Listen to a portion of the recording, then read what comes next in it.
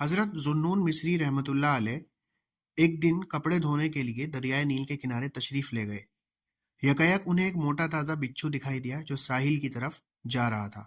جب وہ کنارے پر پہنچا تو پانی میں سے کچھوا نکلا اور سطح پر تیرنے لگا۔ بچھو نے جب اسے دیکھا تو وہ کود کر اس کی پشت پر سوار ہوا۔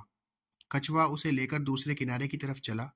حضرت ذوالنون فرماتے ہیں کہ میں تہبند باندھ کر دریا میں اتر گیا اور ان دونوں کو دیکھتا رہا، یہاں تک کہ یہ دریا کے اس پار پہنچ گئے، اور پہنچ کر بچھو کچھوے کی پیٹھ پر سے اترا اور خشکی پر چڑھ گیا۔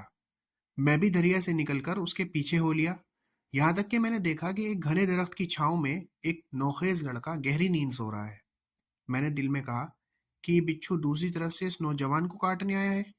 ابھی میں سوچ ہی رہا تھا کہ اچانک مجھے ایک زہریلا سانپ دکھائی دیا جو پھن اٹھا کر لڑکے کی طرف بڑھ رہا تھا۔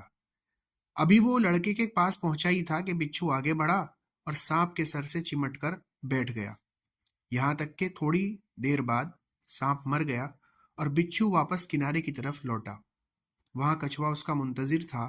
اس کی پیٹھ پر سوار ہو کر وہ دوبارہ اس پار جا پہنچا۔ میں عجیب ماجرا دیکھ کر کچھ شعر پڑھنے لگا۔ میری آواز سن کر نوجوان جاگا۔ میں نے اسے تمام قصہ بتایا۔ اس پر اس واقعے کا اتنا اثر ہوا کہ اس نے اپنی لہو و لعب کی زندگی سے توبہ کی اور تمام عمر سیاحت میں بسر کر دی۔